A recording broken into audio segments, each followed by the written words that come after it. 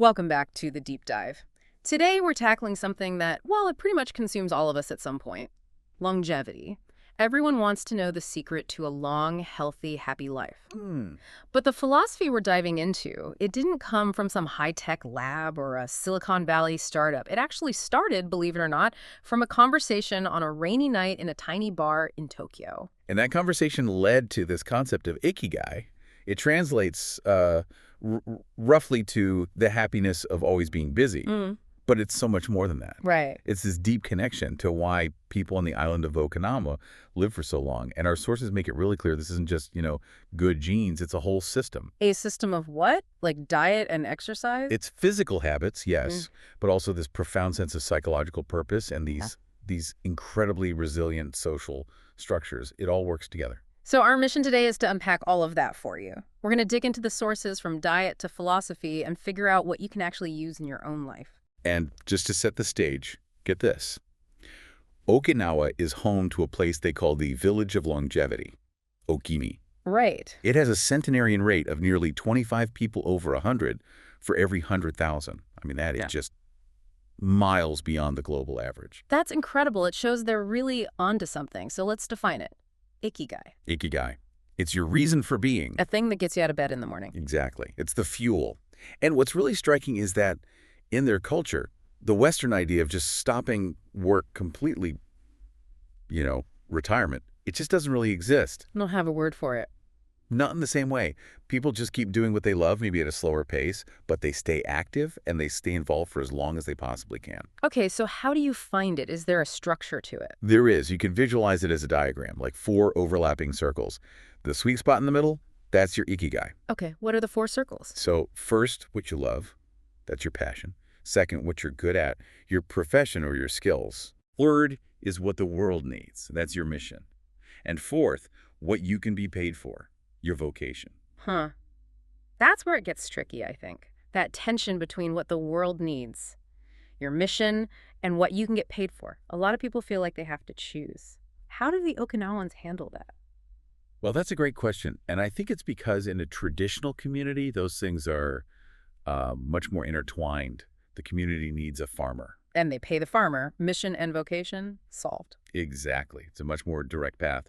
They also have this idea of takumi, or mastery. The focus isn't on a quick buck. It's on providing real, irreplaceable value over decades. If you do that, the rest tends to fall into place. It makes sense. Your purpose becomes less about some abstract self-discovery and more about just serving your community. Precisely. And we should also say Okinawa is just one of these blue zones. Right, the places where people live the longest. Yeah, there are 5 of them. Sardinia in Italy, Loma Linda in California, Costa Rica's Nicoya Peninsula, and Ikaria in Greece. And in every single one, you see the same themes popping up.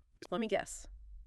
Purpose, community. Purpose, strong social ties, moderate daily movement, and a diet that's mostly plant-based. It's a clear pattern. Okay, so let's get into the practical stuff, the actionable secrets. Starting with diet, the first rule I saw was hara hachibu. Yes. Fill your belly to 80%.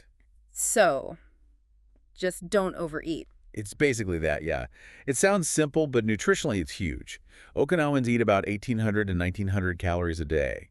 In the West, we're often way over 2,200, sometimes over 3,000. Okay, but how do you actually do that? How do you know when you're at 80%? It seems so abstract. Well, the trick isn't about calorie counting. It's much simpler. They use smaller plates, for one, and the main rule is to stop eating the moment you start to feel full. Not when you're totally stuffed. Exactly. That last 20% is what takes so much energy to digest and really wears the body down over time. And the diet itself is mostly plants, right? Absolutely. A ton of sweet potatoes, vegetables, tofu. But the real superstar, the antioxidant powerhouse, is this food called shikuwasa. What is that? It's like a small, super potent lime. And it has 40 times the concentration of a compound called nobiletin than you'd find in an orange. 40 times. Wow. And what does that do? It's been linked to protecting against things like cancer and type 2 diabetes. It's incredibly powerful. So they're not drinking sugary sodas, I take it. No. Their go-to drink is sanpincha. It's a mix of green tea and jasmine. It's got all the antioxidant benefits of green tea, but it also helps lower cholesterol. It's just what they drink. Okay, so diet's covered. What about movement? The sources say these people aren't like marathon runners. No, not at all. The key is consistency, not intensity. They are just always moving. gardening, walking. The big enemy is sitting still for too long. Right, I've read that. Just 30 minutes of sitting slows your metabolism by, what, 90%? It's dramatic. It tanks your good cholesterol. Your body's basically shutting down. It's designed to be in motion. And the Japanese have this amazing institutionalized way of making sure people move. They do. Radio Taiso. The morning exercises. Yep. It's a short, dynamic stretching routine. You see groups of people doing it in parks, at work.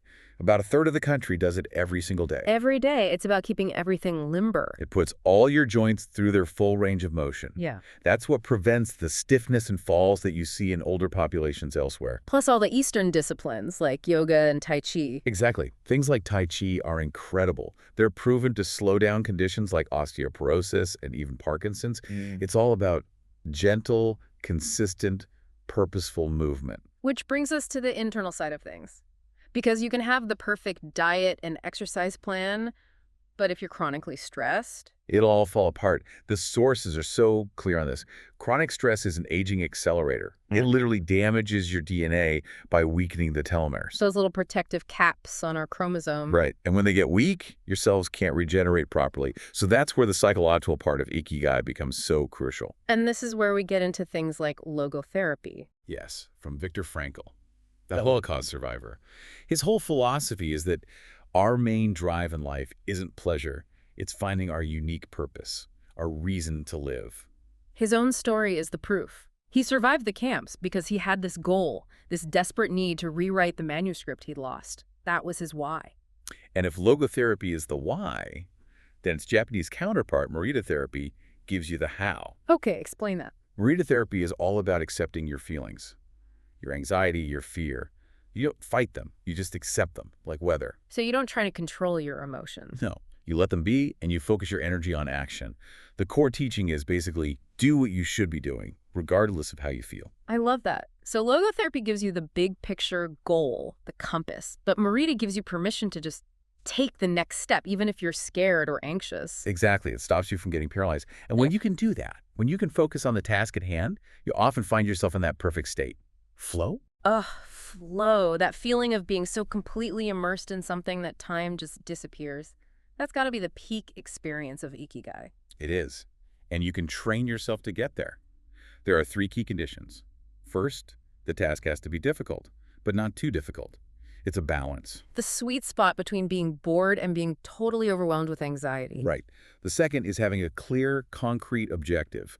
The sources use this great analogy, compass over maps. Compass over maps. Why is a map bad for flow? Because a map makes you constantly check your progress, your planning, you're thinking about the future. It pulls you out of the moment. A compass just points you in the right direction and lets you adapt. And that lets you stay present.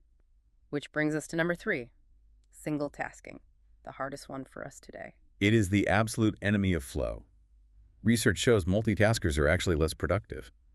That constant context switching is so draining. It's been shown to reduce productivity by 60% and even lower your IQ by 10 points. 10 points? That's terrifying. So you have to be disciplined. Turn off the notifications, use timers like the Pomodoro technique, something to force focus. Non-negotiable. And you see this devotion to flow all over Japan. The Takumis, these master artisans who are just obsessed with their craft. Or someone like Hayao Miyazaki from Studio Ghibli. He keeps retiring and then just shows up at the studio the next day. Because the act of drawing, of creating, that is his life's flow. He can't stop. And it doesn't have to be some grand artistic thing. The sources mention microflow. Yes, finding flow in routine tasks. The example they use is Bill Gates enjoying washing the dishes every night. He has a specific perfected method. He's applying a little challenge, a little intention to something mundane. And that keeps his mind engaged and present. You do it with anything. Folding laundry, writing an email. It's about being intentional. Okay, so we have mind and body, but what holds it all together? The sources seem to point to the community, the social glue. The community is absolutely critical. Okinawans don't live long lives in isolation. The central concept here is the moai. These are the social groups, right? They're small, close-knit groups, maybe 5 people, often formed in childhood, and they last a lifetime. They provide emotional support, but also financial stability. How does that work? They all contribute a set amount of money each month, and that pot of money is used if someone is in trouble or gets distributed on a rotating basis. It's a built-in safety net. So it's not just a book club. It forces connection and reduces stress automatically. It does, and it's part of a bigger mindset, Yuimaru, which is about teamwork. And this beautiful Okinawan expression, Ichiriba chode, Which means? treat everyone like a brother, even if you've never met them before. That spirit, that deep sense of community, is a massive factor in their longevity. And that foundation helps them handle hardship. They have this incredible resilience, which is summed up in a proverb. Nanakurobiyaki, fall 7 times, rise 8. I love that. It's about focusing only on what you can control. And this idea is rooted in 2 really profound Japanese concepts. The first is wabi-sabi. Finding beauty in imperfection. Exactly, like a cracked teacup that's more beautiful because of its flaws. Or the eye's shrine, which they rebuild every 20 years to embrace impermanence. It's about accepting life's setbacks instead of despairing over them. And that acceptance of impermanence leads to the second idea. Ichigo ichii. This moment exists only now and won't come again. It's a call to be completely present. Right. To treat every conversation, every meal, every single moment as a unique, unrepeatable event. If you can do that, every challenge just becomes a learning opportunity. This has been amazing. It's so clear that Ikigai isn't just one thing. It's this beautiful synergy of diet, movement, purpose, flow, and a really strong community. It is. The centenarians in Ogimi say it best. One said, the secret is smiling and having a good time. Another said, keep your heart young. Simple but profound. And they actually distill it all down into 10 rules. Do you want to hear them? Let's hear them. Okay. 1, stay active, don't retire. 2, take it slow. 3, don't fill your stomach. That's the 80% rule. Right. 4, surround yourself with good friends. 5, get in shape for your next birthday through gentle daily movement. 6, smile. Simple. I like it. 7, reconnect with nature. 8, give thanks. 9, live in the moment, Ichigo Ichi. And number 10, follow your Ikigai. That's a perfect roadmap. But I want to build on that idea of resilience for a second. That proverb, fall 7 times, rise 8. Mm-hmm. So we've talked about resilience, which is being able to withstand harm. But there's this other concept, right? Anti-fragility. Yes. Anti-fragility is the next level. It's not just surviving a shock, it's actually getting stronger from it. The anti-fragile person benefits from chaos and volatility. That feels like the ultimate goal, doesn't it? To build a life that is not just sustained by your purpose, but is actually strengthened by every single setback. Precisely. So here's the final thought for you to take away. As you look for your own Ikigai, ask yourself this. Where in your life, your finances, a relationship, a skill, can you create a redundancy or take a small calculated risk so that the next time disaster strikes, you don't just bounce back. You bounce back stronger. You bounce back stronger Right. with more knowledge and more capacity than you had before. That's the challenge to sit with.